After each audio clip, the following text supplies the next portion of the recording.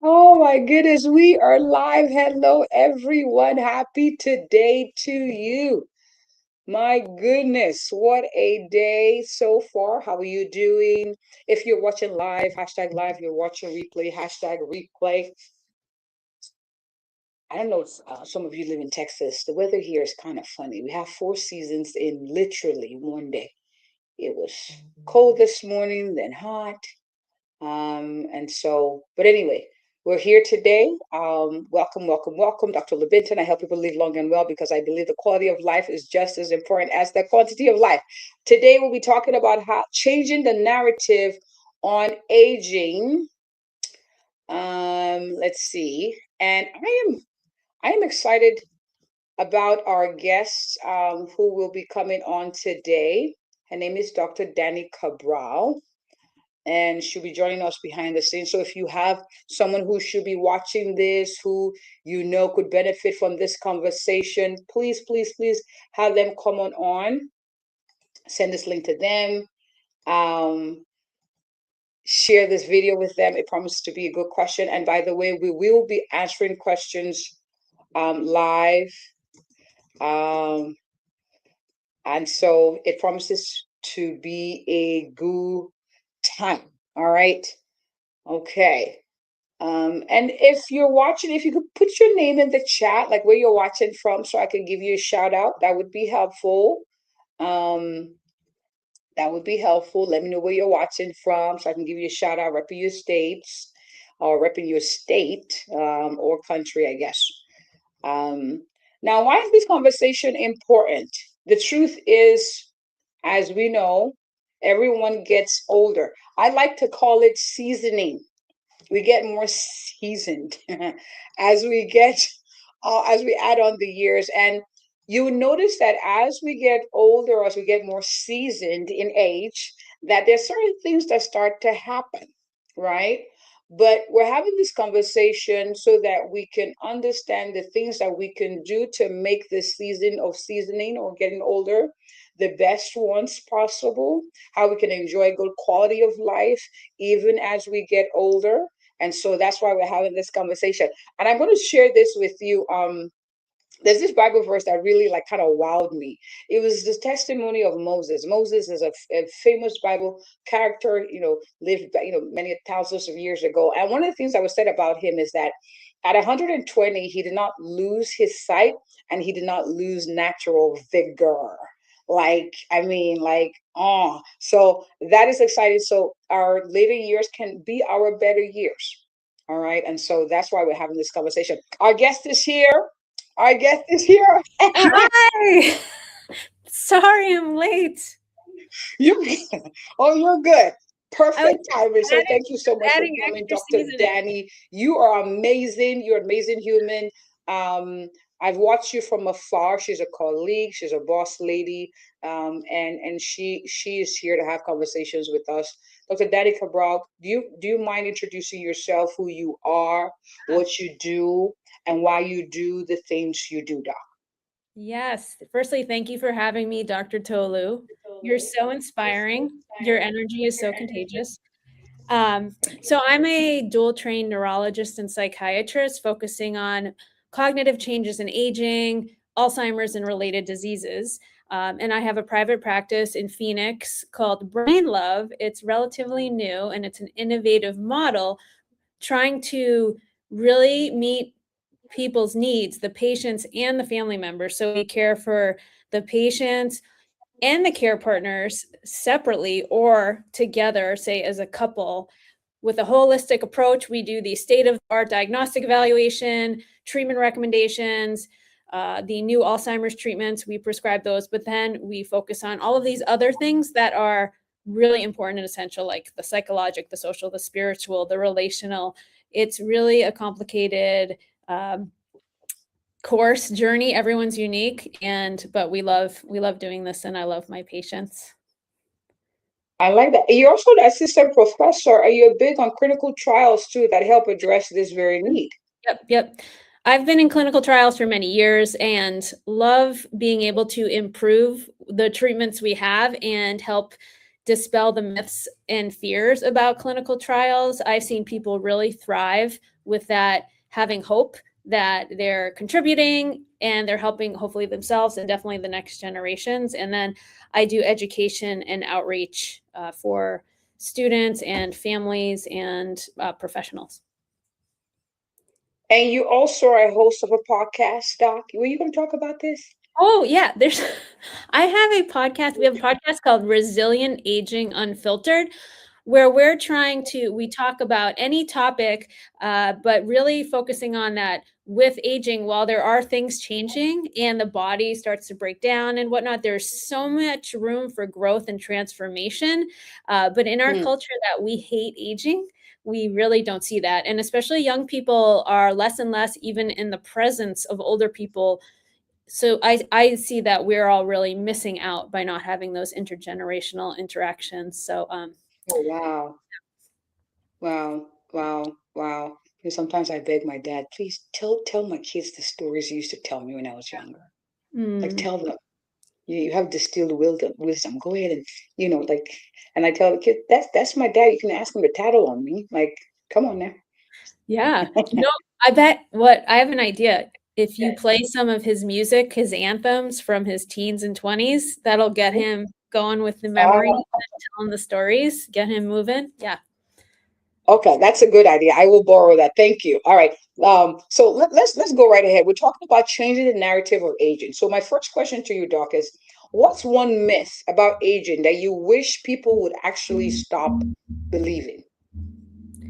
That it's just all downhill, that we just Hmm. like break down. I've heard a young person say the other day, like, don't you just get gross as you get older? Like, oh my gosh, that is so sad. The there's just even once you're hitting your 40s, when you actually become a grown up, so many changes happen, and I think most of us feel it, and some of us step into it. But you have to let go of some things, including that you can't do certain things the way you used to do them.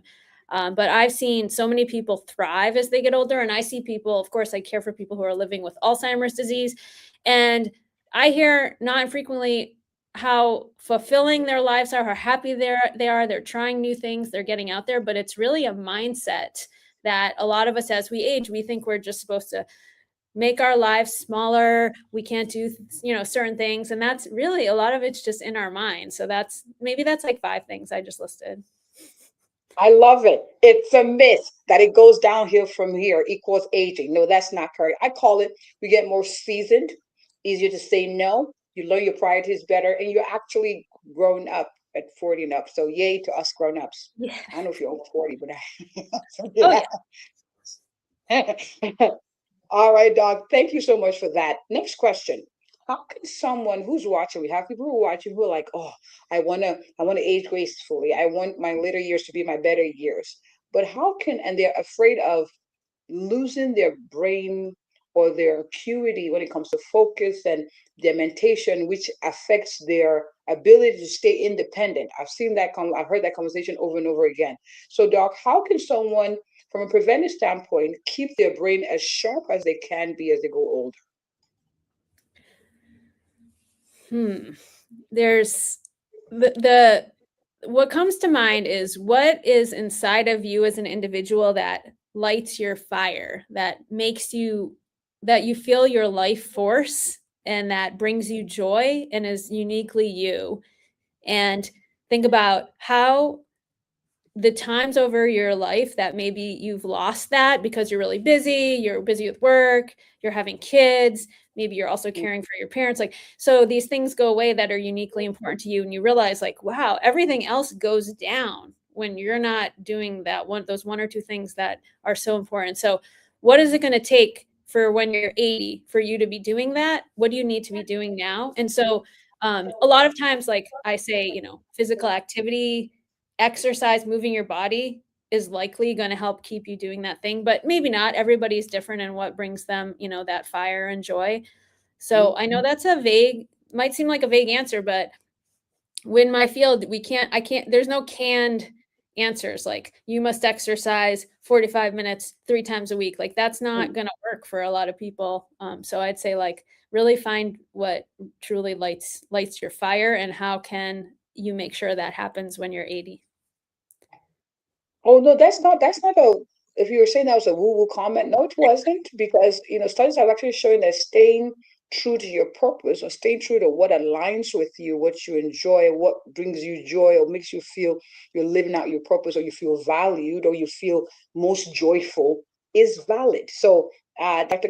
Danny, I'm totally in agreement with that statement. Yeah. Um, Now, for someone who's watching, who's in their 30s and 40s, and they're like, well, usually in the 20s, teens feel like aging or getting old is a distant future. So that's not usually a priority. But for Mm, someone who's watching, who's in their 30s and 40s, and they're like, what should they start doing to age well? And then after that, I'm going to ask, what should they stop doing? So let's start with, what's one thing? If you could only pick one thing, Doc, or two, let's do two for bonus. What mhm. what are one or two things that people should start doing in their 30s and 40s to increase the chances of aging well? I will start by saying that we've learned that, say, Alzheimer's disease is actually a disease of midlife. So that's when the Mm, Alzheimer's changes are starting in the brain. So you should be doing things at that age. And that might sound scary to a lot of people, but that's the reality. So it's it we all should be taking steps at those ages. I would say think about what's going to, in a healthy fashion, bring the best quality blood flow to your brain. Now, the first go-to for that is, again, it's exercise, it's moving your body, getting your heart pumping, and aerobic exercise, of course, is clearly helpful for that. But just moving your body, not just, but moving your body via dancing, if you're thinking about that when you're dancing, you're, perfusing your brain with amazing blood, that is going to have a big impact. And then how else can you have excellent blood flow to your brain? It's having those blood vessels be healthy, with keeping your uh, cardiovascular health in check by just common sense things like good diet and um, not smoking. So I'd say, yeah, think about getting that good juicy blood flow to the far reaches of your brain. mm. And I like how you make it not, the E word, exercise, movement. Find what makes you, she said it earlier, what lights your fire. If dancing to 60s, 70s music gets your blood pumping, go ahead. Put on music while you're prepping your fruits and vegetables for the week. Two birds, one stone.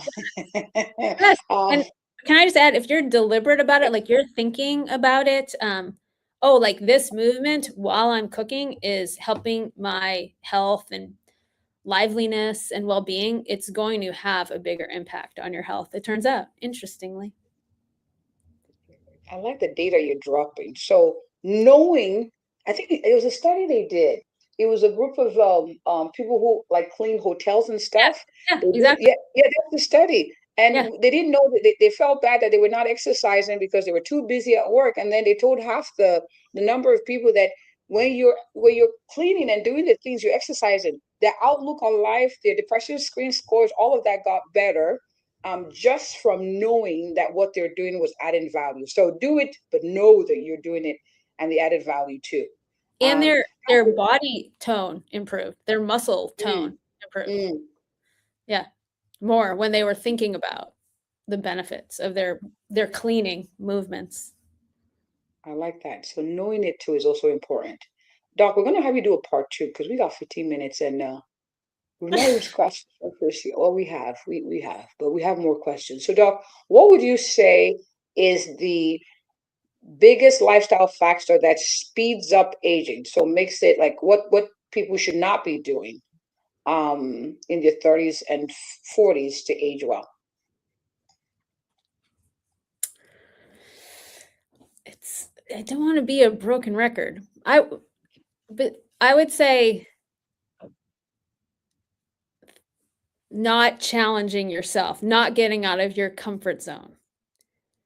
Just Oh wow. doing the same thing and thinking that when you're 40, like, this is your life, it's set, you have your spouse, your kids, your job, your career, and it's pretty much going to be that way for the next what 30 to 50, 60 years. And that's not true at all. So to keep tuning into interesting new things that you want to learn, new experiences, new people you want to be around, and moving toward that because that's challenging your brain. That's what's creating new neural pathways. That's true cognitive stimulation. It's not Sudoku. Okay. I know people love these brain games and great, but like truly pushing yourself, just doing something different, trying a new activity, and it doesn't have to take a long time. We're all busy in our 40s, with like so many things going Hmm. on. But that's, I'd say, gonna move people in the healthiest direction. Thank you. And you're dropping a lot of powerful gems, Dr. Dani. But you said something. You said Sudoku. I thought Sudoku was part of the things that like what are games? I'm gonna veer off a little bit. What are games that we can encourage people to do to help with the new neural synapses you were talking about? I agree. Learning something new is big, but I thought the puzzles and the Sudokus were good. What would you say to that? What we found is that the brain games help you get good at that game, that skill, but it doesn't necessarily translate to other aspects of your cognition. So what I'm talking about is, I work with older adults, and what I see is that people can keep changing and growing and evolving, even when Mm, you're 90. People suddenly have breakthroughs, people that are in quality psychotherapy or, self mm, reflection, they may change dramatically or let go of some painful thing they've been holding on to for, 70 years, uh, and feel so much happier and lighter than they ever have for their whole lives. So, what I'm saying is, even just when I say try new things, I don't mean learn a new instrument because who has time for that, really? Like, not many of us. So, what I'm saying is, you go out in the world and you think, okay, I'm going to, maybe I'm shy and I'm going to start talking to people. I'm going to talk, I'm just going to talk to the cashier. I'm going to talk, that's really hard for a shy person, but you can do that at any age. And that really builds your brain and also the benefits of that social connection, feeling connected to other people, which, we're lacking more and more. And that's another big brain booster is that social connection. wow. I'm going to talk to a lot of new people today. Yes, I will. Yeah, Yes, good. I will. Thank I you. mean, I can't So, imagine you're not talking to everyone, Dr. Tolu, when you're out in the world, but but now that I know that it's helping my brain, I would do that strategic. Like I will. yeah. There's a level of empowerment that comes from knowing the value. So thank you for sharing that. And for those of you introverts, don't be scared. Your brain will thank you for it. Okay. Um.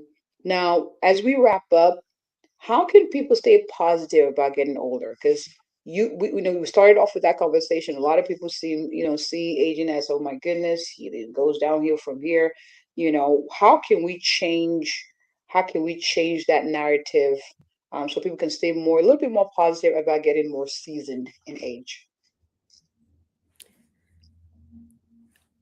Well, I think the first thing is that to mention is that I think we romanticize our youth and we like when we were young, we only remember like the good things. And if we really think back, most of us really struggled uh, when we were younger, and it's normal in our development, and really worried about our social place and being self-conscious and not fitting in and all these things, and that can be really challenging, and we forget that when we look at young people, that we think it's all easy for them and it's really not. And think about the benefits of being having a stable life, knowing, having your family, having your career, being an expert maybe in your field.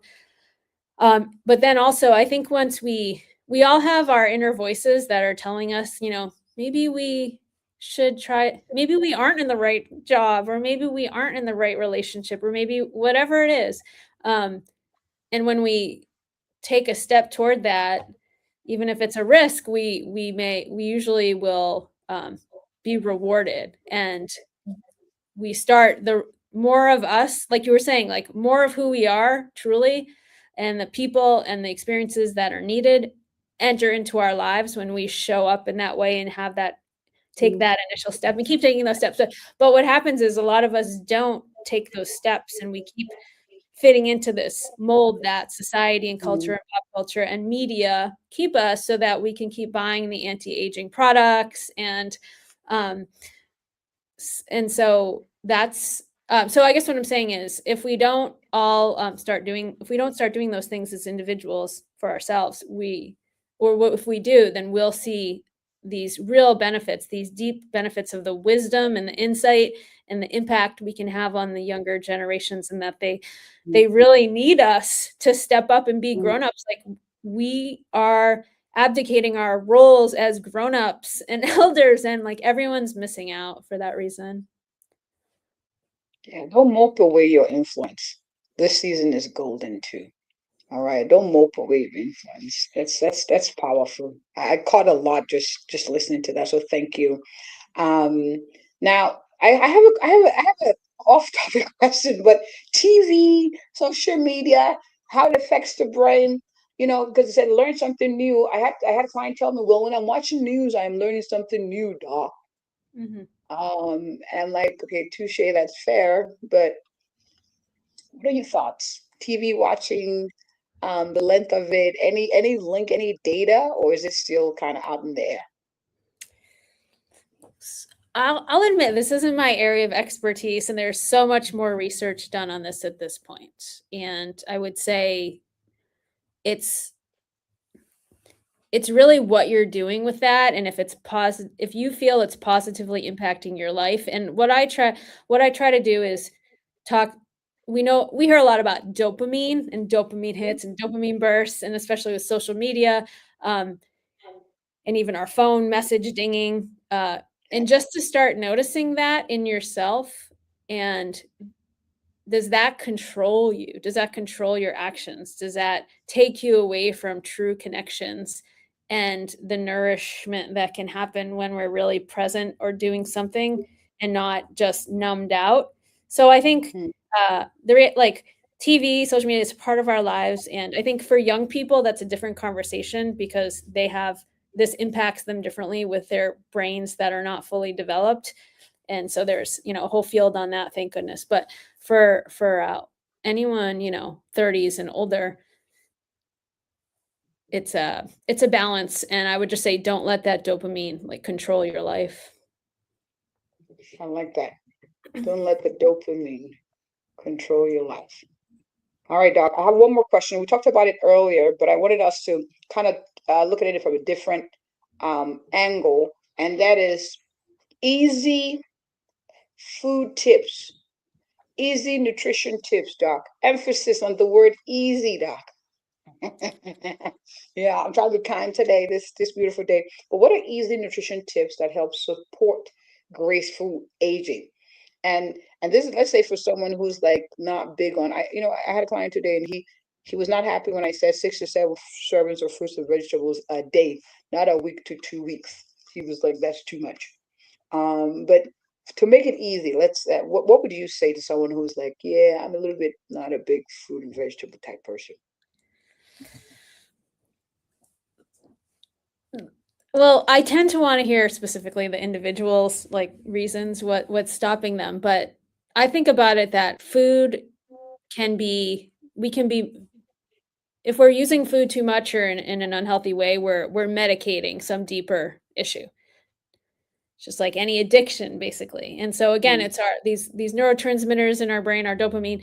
And so one thing is with sugar is that our bodies get accustomed to the way we use sugar, and then they expect it, right? So if you keep having a dessert after dinner, like your body needs it, so um or like it's calling for it, and you may notice mm, if you just can stop doing it for a few days, that calling goes away, like that need that you feel like you must have it, and you may feel um, you may realize your own control you have over what you're eating in a small way.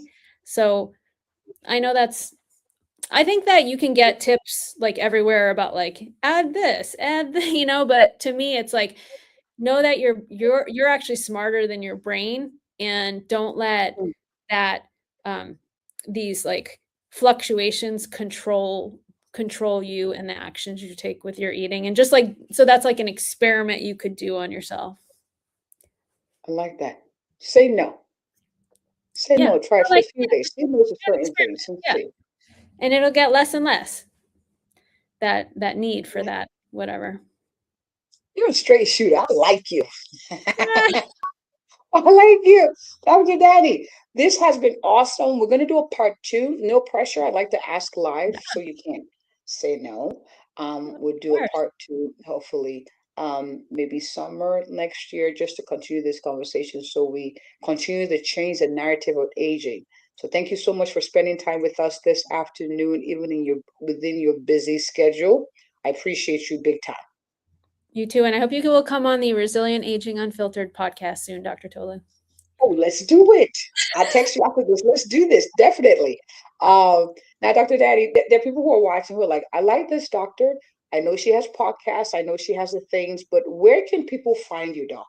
If they wanted to connect with you, have you come speak, potentially work with you too, where can people find you, doc? Yes, check out the Brain Love website. It's mybrainlove.com. You can email me at drcabral, Dr. Cabral at mybrainlove.com. If you want to have an info call about becoming a patient for yourself or your family, we have free info calls. You can sign up for those. Come to our website to check that out. And then we have a YouTube channel and Facebook and Instagram called Brain Love Community. I love it. I love it. I love it. My brain love. I put the website, and I think I'm going to have the rest of the information also put in the chat so you can connect with her. You can reach out to her. She even has an email address where you can email her. That's so nice of you, Doc. Thank you so much for coming. This has been awesome. Thank you. I've learned a lot, things I'm going to start to implement and also share with my world. And I want to encourage each of you who are watching live or replay, please take 1 to 2, maybe 3 things that you're going to start to implement. We're having these conversations, not just for conversations, but to impact and move you forward. So please pick 1 or 2, or maybe 3 that you start to do today. I appreciate you for joining. As always, sharing is caring. And if you or anyone you know is looking for an awesome, a thorough, and compassionate family physician who will have conversations like this to help you live long and well, yeah, know it. I am she. Have a good one, everyone. Thank you so much, Doc. This was good. This Thank was you. really good.